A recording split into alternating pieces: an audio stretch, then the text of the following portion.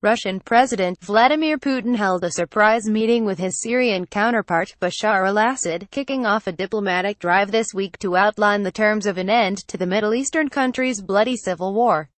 Putin said he'll speak by phone with U.S. President Donald Trump later Tuesday.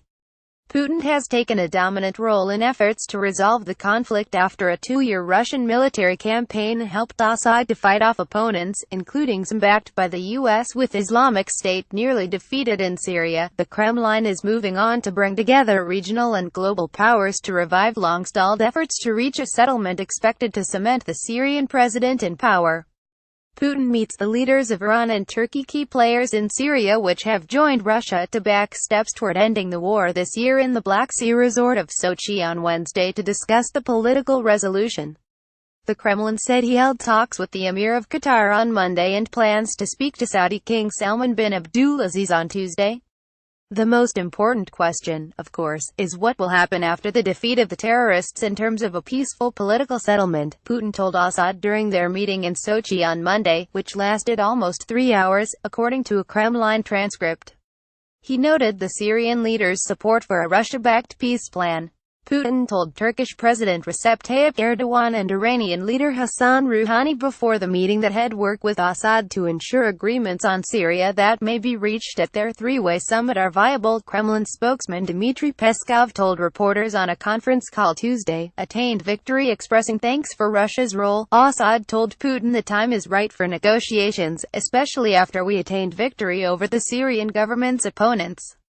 He added, we're counting on Russia's support to ensure the non-intervention of outside players in the political process, so that their role is to support the efforts of the Syrians themselves. Assad's visit, which WASNT publicly announced until the following day, echoed a similar trip to Russia that he made in 2015 shortly after Putin launched his air and ground campaign in Syria. The campaign turned the tide in the war in favor of the embattled Syrian president, whom Western nations have long sought to see removed.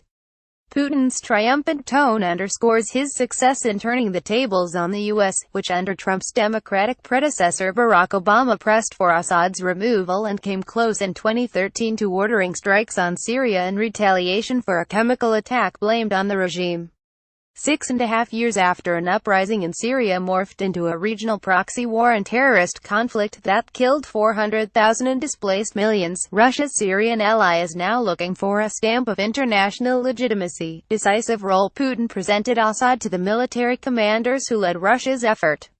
I want to introduce to you the people who played a decisive role in saving Syria, Putin said. Today, on behalf of the Syrian people, I extend my gratitude to you for what you did, Assad said.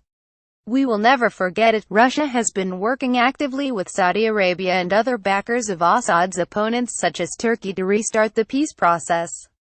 On Wednesday, the Saudi government hosts a meeting in Riyadh of opposition groups that aims to combine them into a single delegation for peace talks in Geneva.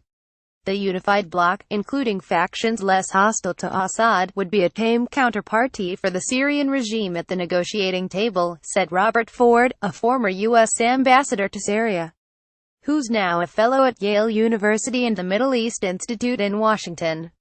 On Monday, Riyad Hijab, a former Syrian prime minister who defected and headed the main Western-backed opposition group for the past 2 years, resigned without giving any explanation, according to a statement on his official Twitter account. Hijab's High Negotiations Committee earlier this month refused to attend a planned Russian-organized peace conference between Assad and opposition groups in Sochi, saying it was usurping the role of long-stalled negotiations in Geneva led by the United Nations. Russia has now revived the proposal for the Sochi meeting, which is expected to take place soon, with assistance by Stepan Kravchenko.